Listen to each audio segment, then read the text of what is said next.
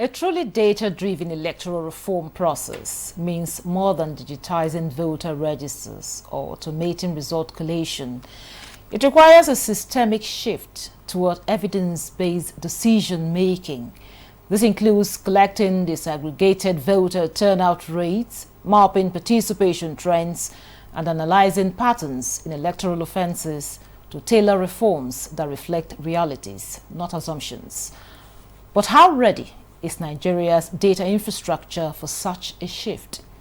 Is the data we collect granular and credible enough to inform reforms like early voting, diaspora participation, or inclusive quota? Should Nigeria develop a public centralized electoral data dashboard? And if so, who manages it? And what safeguards must be in place?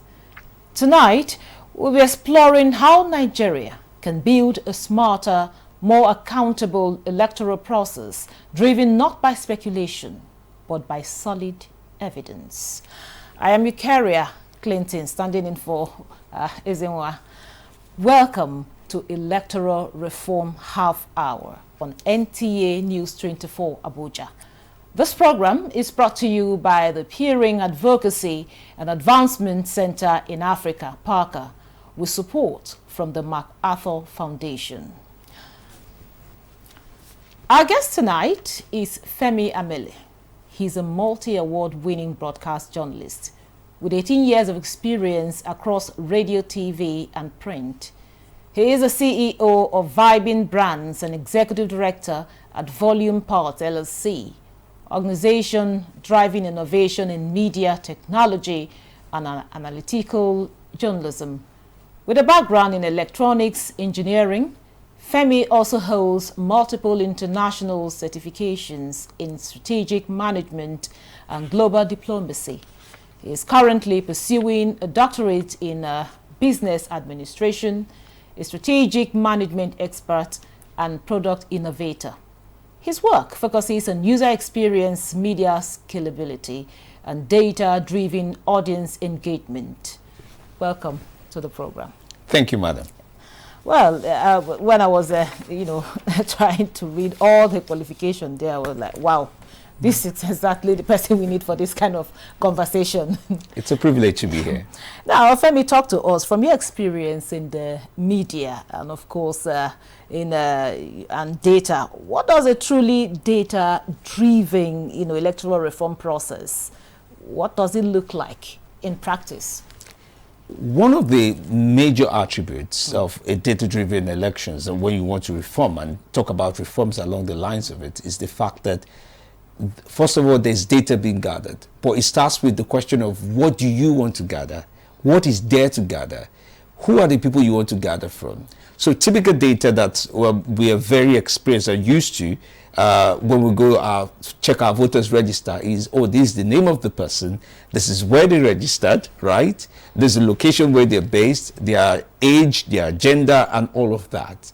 Those are typical details that I will tell you that even from the Fourth Republic, which is from 1999 and elections and 2003, those are the very basic things that have always been collected.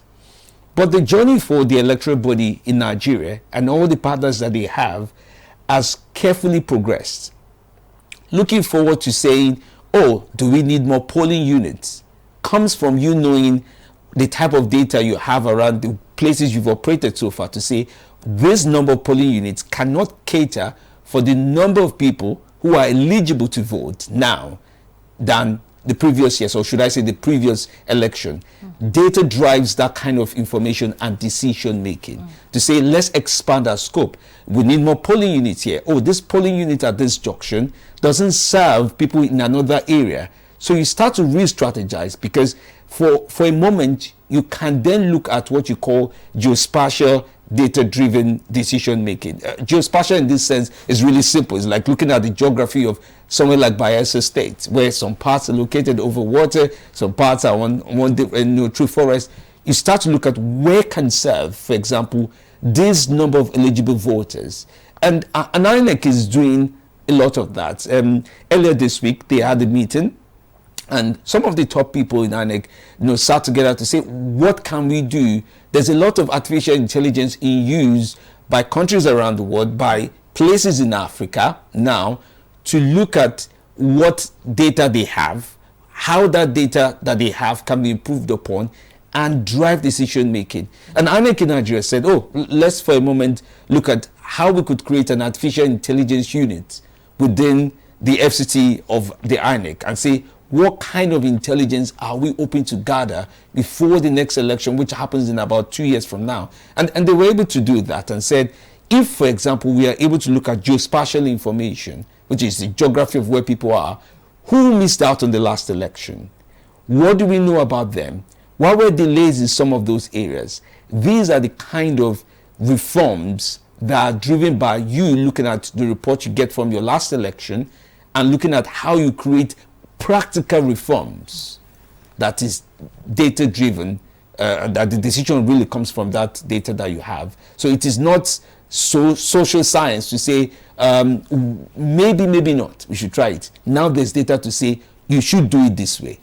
So in other words, from what you're saying, INEC is really in the right direction right now. Oh yes, they're in the right direction. But one of the things that I also know for sure is there's a reason why surgeons, for example, when they do cut, it is not done in the public. The room is clean, because when you do surgery, right there, practically where everybody can see, there are people who panic and say, at the site of this or at the site of that, they're family members. So when you do such surgery right in front of the entire populace, there are people who will be critical. There are people who will say, they're just doing experiment. There are people who will say, they're just wasting our money.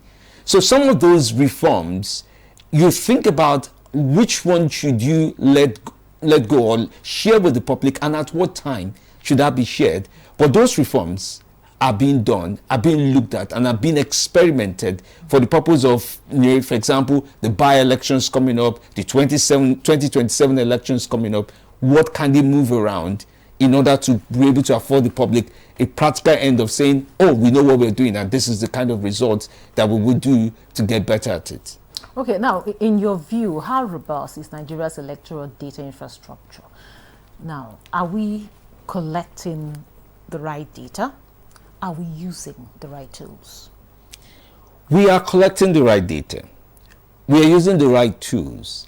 Where there's a slight challenge, and I say a challenge with that, is who interprets the data? What insights are you going to pull off from the data? So I'll give a practical example as we sit here now.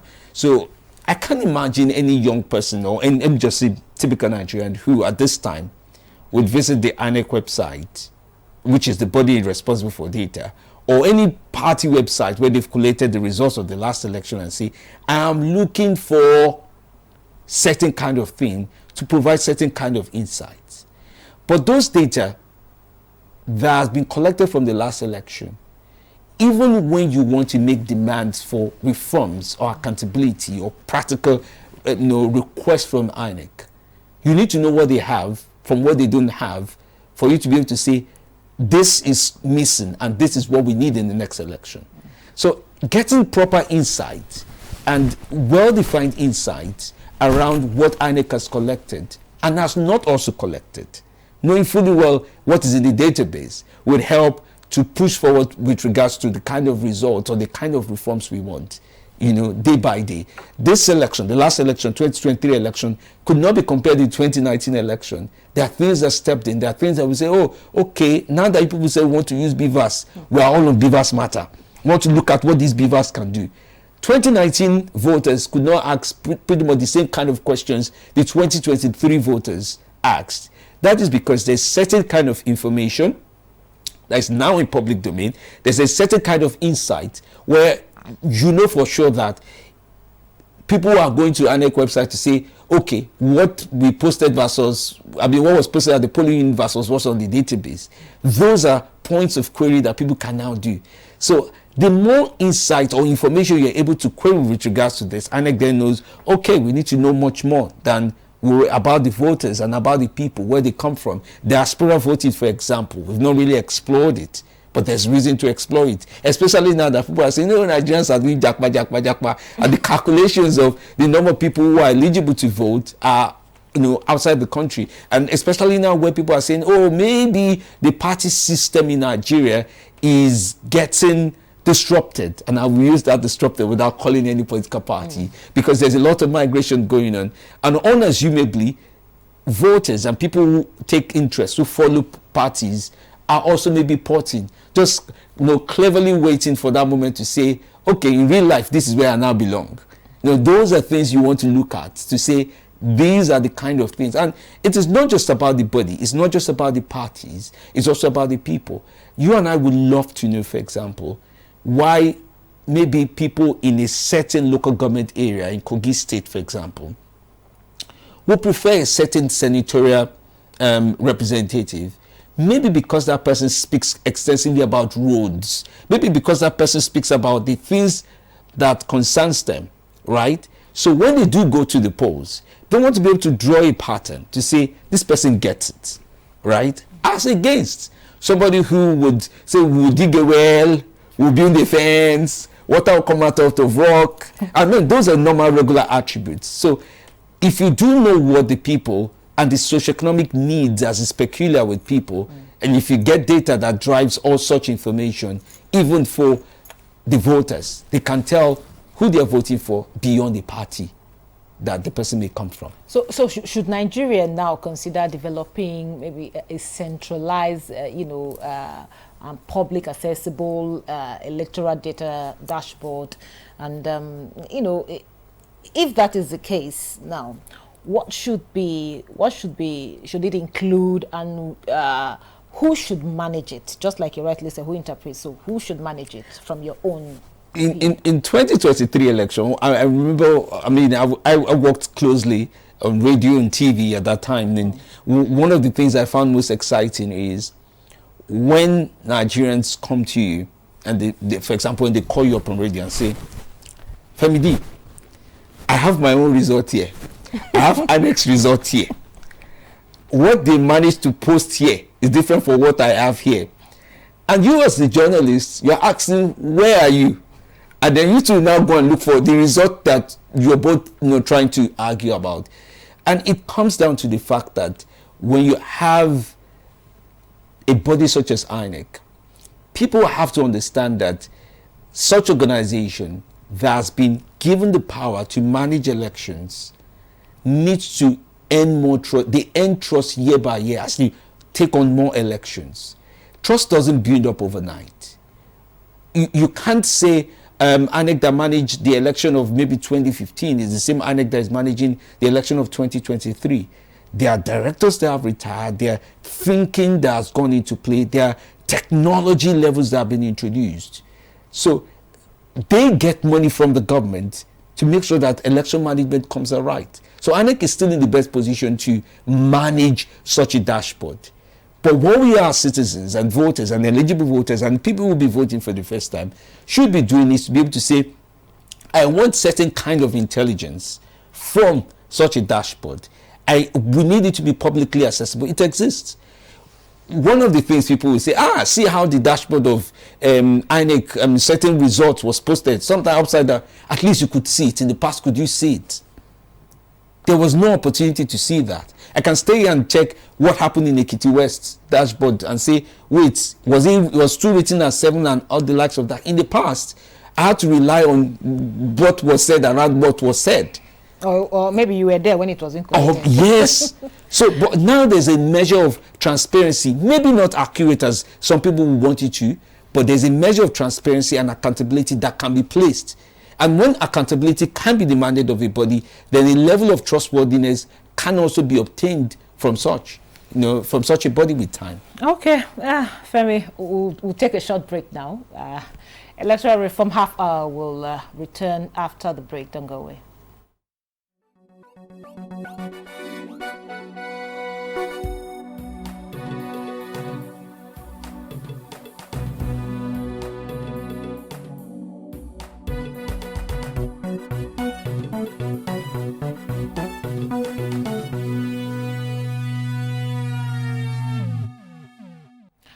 Glad to have you back. I have here with me Femi Amele. We are looking at the evidence-based electoral process. So, Femi, of course, you talked about a lot of things there. Now, are there practical, successful international models that we can learn from? So what I found most interesting, that the success rate of many European elections, a lot of European, whether Danish elections or UK elections, they're good enough. And those models that we can copy from, for example, the UK election, even the US elections, for example, before the official announcement is done, people can tell by watching certain programs on international media, say, oh, this is the color of the party that is likely to take the day. This is where, there's a movement of results in this certain pattern. And if these people in Mississippi vote like this, certain things would happen. These other county votes like this, then this result looks like this. The US model looks very good to copy. But here's one interesting thing about copying, is that even the people in US themselves will tell you, even at now, what we have is still not good enough. So we are stepping into the arena of copying where the owners of a model are saying that model is not good enough. Does it make it a bad model to copy? No. It makes it a model to kind of pattern what you want to build on, right? Typically. Now, here's a strong advice I also think. So for some other countries where diversification in terms of their eligible voters and the way you have the spread, the data interpretation for some of those places is not so, the pattern is very regular compared to some others. They voted long enough, 200 years of elections, they know what the pattern is for some of them. For Nigeria, what I think is, when you want to do elections in Nigeria, there are considerable things you need to put into play. Oh, okay, for example, the issue of electoral materials, traveling from one part of the country to the other. How digitalized can you be when you're trying to capture data from a place like Borno, a place like Bayelsa, places that are a little bit on the other end where there's need to rely on a technology outside of INEC, for example, our network providers. How do you rely on that? So while copying a model from Europe, America, South Africa elections, or any of those elections, they still need to rebuild that model to work, to localize it, if I would say, to work for you. So when you have case studies from elections from where we have in Nigeria, and you think about, oh, these people, they just print now and we can tell in the next 15 minutes if everybody in this country has voted, this is the kind of results that will come out in the next few minutes and the likes of that. Well, that sounds good and exciting. You also want to think about the fact that when you have numbers. Now, one interesting thing, for example, about the US elections that people don't even get to say, and we watch it all the time, is you see people going one after the other to vote. In Nigeria, we are many. We are plenty. But we can also go one after the other. Oh, yes, we'll still go one after the other. I'm just saying that even when we go one after the other, we are plenty.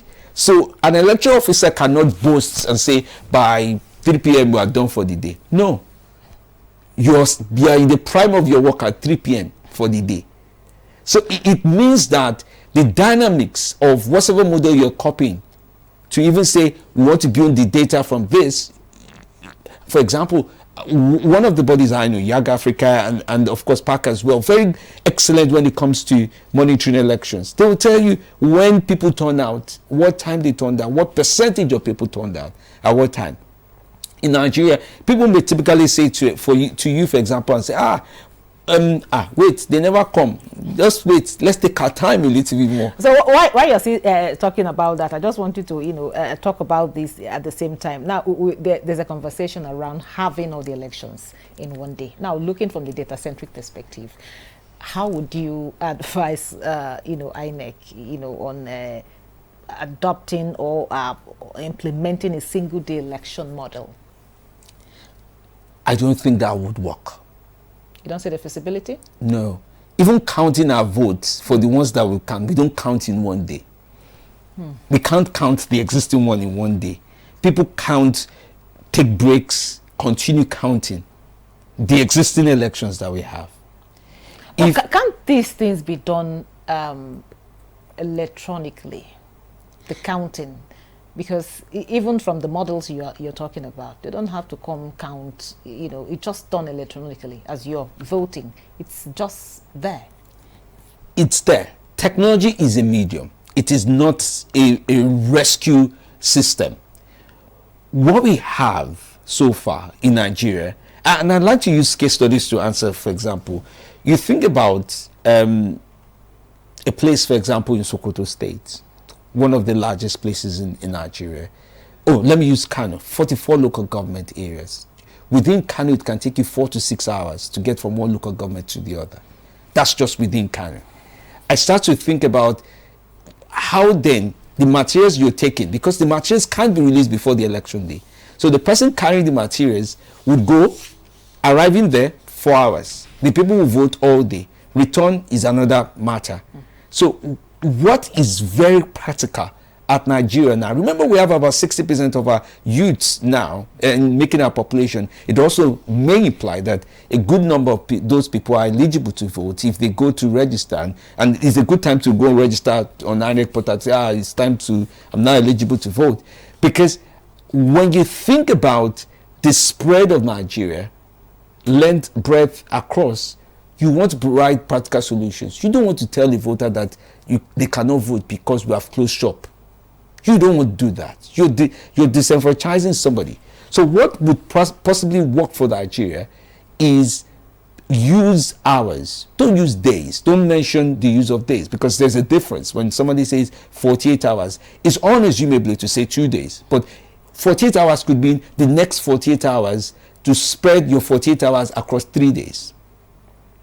We often say things like 2019 election was counted in 2 days. But then when you think about it, in the number of hours that it was counted, you find some elections are still being talked about even on Monday, when they start counting on Saturday or Tuesday morning. So, Femi, in one sentence, how do we ensure that data is not just collected, but it is used effectively to strengthen our electoral process? Oh, this is the part where I strongly feel there's a lot of intelligence as regards when we gather data for INEC that needs to go in there. They need to really get data analysts, experts, and a lot of young people who have this technological know-how to read data and inform the body the highest level that this is what we have found. And for the voters as well, the dashboard works. When you look at it, we are now having citizens learn how to analyze data. So that would really help as well to be able to build the intelligence of Nigerians to read effectively what they see as the results that are showing up, not read for social media shouting. They need to disseminate the intelligence that drives data around the election. People should acquire intelligence to look at it, get insight as regards what we're trying to build, and then go forward, because accountability gets better when you understand what you're asking to be accounted for. Thank you very much, Femi. Of course, we are not there yet, but we'll get there. And we appreciate that we're on this journey. Yes, we're on this journey because, from the beginning you said we are on the right direction. And of course, we believe that one day people will come and learn from us. Certainly. From what we're doing. Certainly. Thank you very much. And on that note, we conclude discussions on this episode of Electoral Reform Half Hour. And we to specially thank Femi Amele for your time and your contribution. And that's it on this program. It was a pleasure having you on Electoral Reform Half Hour. And it's brought to you by the Peering Advocacy and Advancement Center in Africa, PAACA, with sponsorship with MacArthur Foundation. We are live every Saturday from 8:30 p.m. to 9 p.m. to repeat broadcast every Sunday at 2:30 p.m. on same station. Thank you for watching. I'm Eucharia Clinton. Goodbye.